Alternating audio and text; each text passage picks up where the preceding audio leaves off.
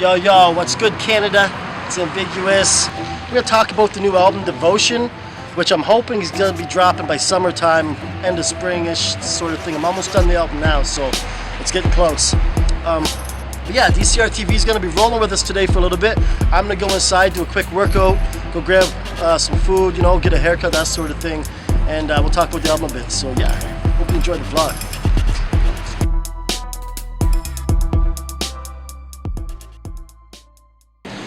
The name Devotion came, actually it wasn't the first name for the album. The first name of the album was going to be called That's What's Up.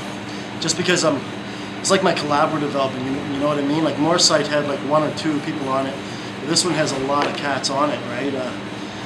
You know, realistically, you know, it's got a lot of collaborations. Mocha Only's on it, Shock Claire is on it, Killer Priest is on it. You know, just a lot of different cats are on it. We got Evil Ebenezer's on it from Vancouver. We got a number of people on this album, so and it's mostly Canadian content. So Devotion came from, I guess, the fact that, you know, I was feeling devoted to finishing this album, to having a collaborative album, and to be able to say that I did it, right? That I was able to rhyme and still sound good with like some of the best in Canada and the world. So I wanted to show myself that I was able to do that.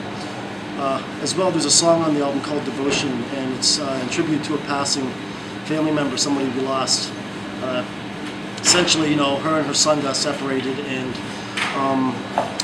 when he was young, and then they were both kind of caught up in the system. She was caught up kind of in the street life, and he was caught up in group homes, and they reunited, and a very tragic event happened. And she had phoned me before this happened and asked me to speak to him, and at the time, I was really busy and I didn't think too much of it. I was like, yeah, I'll do that, you know, but I was busy at the time, and then it was too late. So this song is kind of a little bit about that. Nobody's perfect. Your life is worth my devotions for you. So I would say the album's been, well, I was working on Devotion the same time that I was working on Moorsight. So this album's been like in the works for probably like 3 years. You know, I had songs like Never Give Up. That's been done for a minute still, and that's just kind of how I do things. Right now I'm working with NATO from Up in Arms Studios. It's of NATO in Touch. Well, Touch helped me. He did both of my last two albums.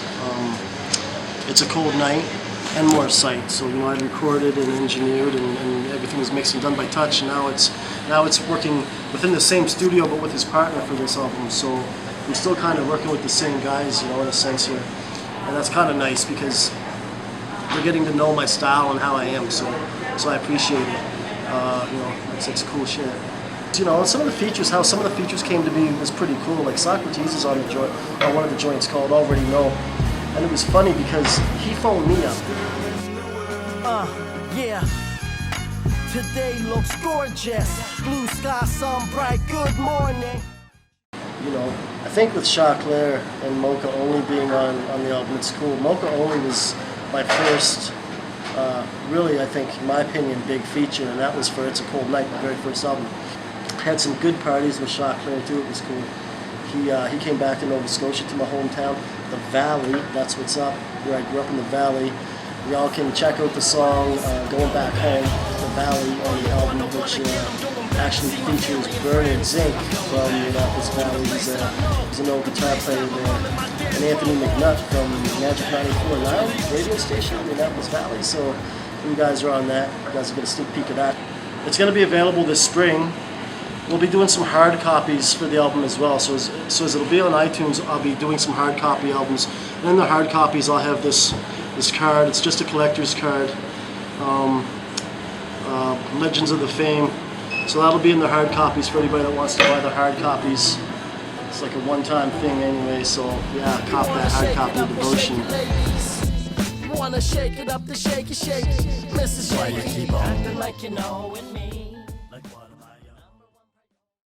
I'm hoping that after the release that I can do a tour. You know, I have a young family, you know, and that sort of thing. So it's really tough, but I'm gonna focus on touring a little bit. I think Third floor. After this album Going drops. down.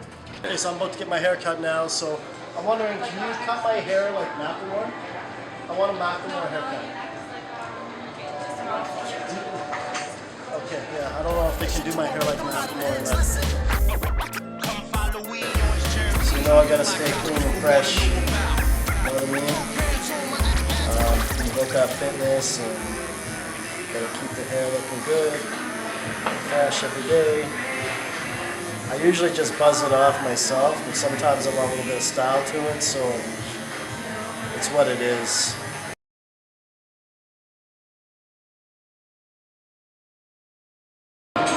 While I've been rapping,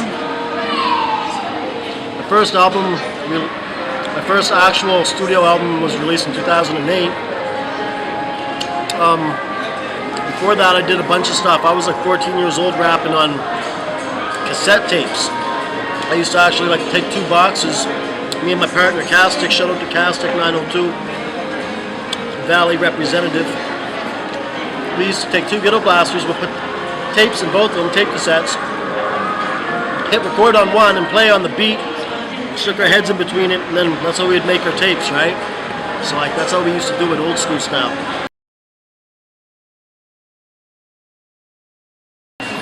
One thing that was always a part of my family was music. You know, my dad was into music and my mother was into music. They would sing to us and always be parties and stuff. Music was always around. And it was a period of time in my life where I was in foster homes. And that's something that I always felt connected with my family when I was gone, would be like music, right? So music, I always just had a connection. It didn't even have to be like hip-hop music. It could be a song on the radio, whatever. It always reminded me of home or reminded me of positive, happy things, right?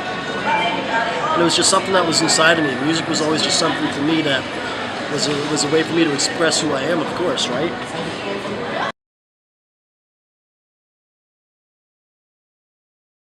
My goal, it's always been to be recognized as a Canadian artist. It doesn't mean I have to even win a Juno. It doesn't mean that I have to be the best artist in Canada. It means that I'd like people to know me and recognize my music as Canadian content, because I'm proud to be a Canadian. I don't have a goal to be signed to a major label. I really don't. I have a goal to make my label independent entertainment, so it's independent, which is a play on words. Shout out to DCR TV for hooking up this video blog. Stay tuned for Devotion. Devotion's coming this spring, early summer. We're gonna set a date really soon for you. We got 2 music videos dropping soon. Stay tuned for those. Hit me up on Facebook, Ambiguous Hip Hop, on YouTube, Twitter, MC Ambiguous. Just Google Ambiguous Hip Hop and you'll see all kinds of stuff, and you can connect with me there. Yeah, represent Canada, stand up. Yeah, peace.